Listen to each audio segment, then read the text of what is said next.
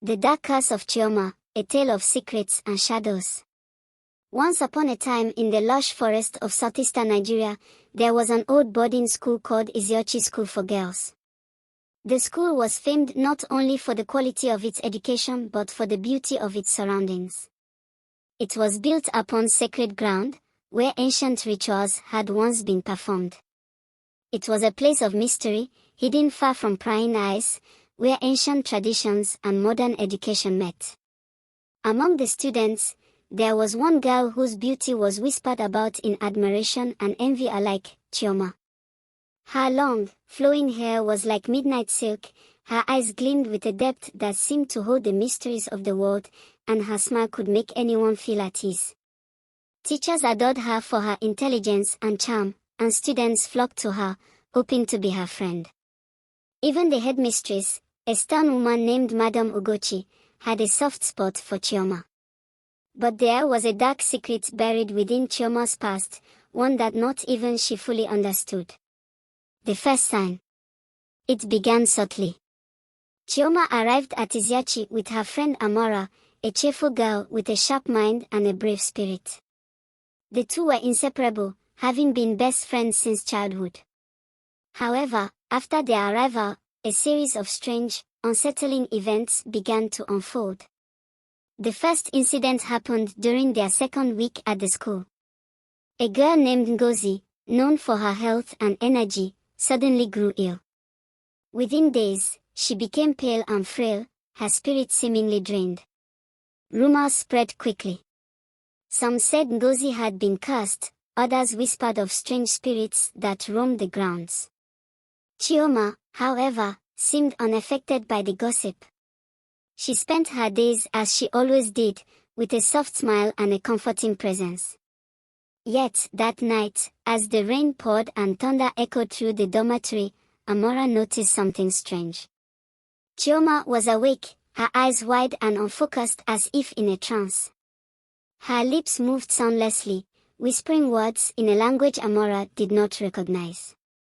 Shadows seemed to twist around her, flickering in the lightning's light.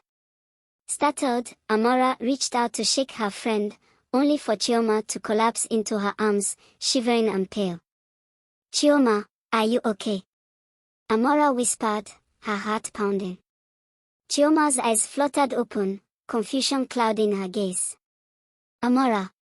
What happened?" A revelation of the past.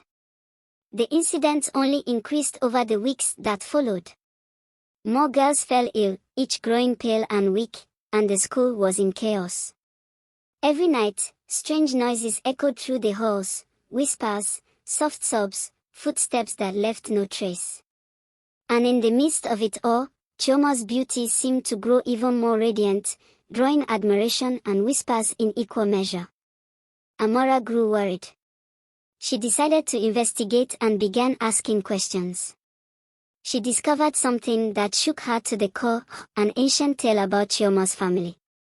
The story went back centuries to a powerful priestess named Adiku, Chioma's ancestor, who was blessed with eternal beauty and great power. But her beauty came at a price. Adiku had made a pact with a spirit known as Agbala, a force of both creation and destruction. In exchange for her beauty, the spirit demanded the life essence of those around her. When Adiku died, the curse was passed down through the generations, binding itself to a female in every generation. And now, it seemed, Chioma was the cursed one. Amara's discovery terrified her, yet she could not abandon her friend. She confronted Chioma and shared her findings. Chioma, shocked and overwhelmed, realized that this dark power inside her was something she had felt for years but never understood. I thought it was a blessing," Chioma whispered. "I didn't know it was causing harm." The journey to break the curse. Determined to free her friend from this dark fate, Amara persuaded Chioma to seek help. They journeyed into the village, seeking out Boba Ikena, an ancient seer who was rumored to know the secrets of the spirit world. His small, humble hut was hidden within a dense forest, surrounded by charms and fetishes to keep malevolent forces at bay. Upon meeting the girls, Baba Ikena gazed deeply into Chioma's eyes, and his expression grew grave.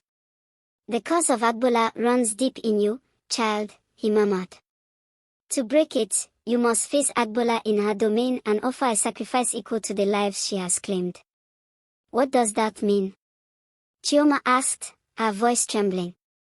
It means a journey into the spirit world, he replied. Agbala will demand the life essence of someone you hold dear, and only a true sacrifice can sever the bond. Chioma felt despair grip her heart. Could she put her friends through such danger? Yet, with Amara's reassurance, she steeled herself. Together, they made preparations, gathering sacred herbs, charms, and amulets.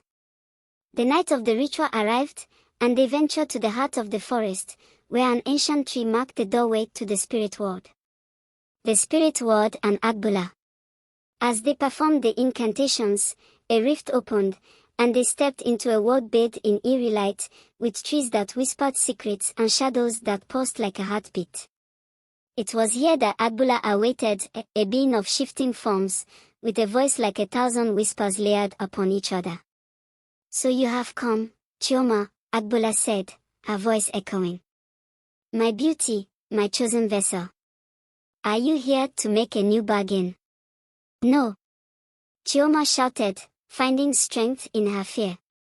I'm here to end this curse. Agbala laughed, a sound that was both mocking and pitying. To end this curse, child, you must offer me a life. Only then will I release you. Chioma's heart twisted. What life must I give? Agbala's eyes turned to Amara, who stood resolutely beside her friend. Your most beloved friend's life essence will break the bond. Do you have the courage to pay this price? Before Chioma could respond, Amara stepped forward, her face resolute. If this is the only way to free Chioma, then I accept. Chioma gasped, horrified. No, Amara, I can't let you. But Amara placed a gentle hand on her shoulder. Chioma, you are like a sister to me. This is my choice. Agbala prepared to claim Amara's essence, but Chioma couldn't bear it. With a surge of determination, she called upon her inner strength and faced Agbala. If it's a life you want, take mine instead. Agbala, taken aback by Chioma's defiance, paused. After a tense silence, she spoke. Very well. I shall take the years of beauty you have left, and in doing so, you shall walk the earth without the charm that bound others to you. Returning home. When Chioma and Amara returned to the mortal world, Chioma's beauty had faded, her skin bore marks of age and exhaustion, and her once radiant eyes were tired but peaceful. However, Chioma was finally free. At Eziachi, the remaining 6 students recovered, and peace returned to the school. Though Chioma no longer possessed the beauty that had once captivated everyone, her friends stayed by her side, valuing her bravery and loyalty above all. And so, Chioma lived out her life, forever cherished not for her beauty, but for her courage, loyalty, and sacrifice. The tale of Chioma and Amara became a legend, told to generations of Eziachi girls who admired her true strength and beauty, the beauty of a heart unafraid to face darkness.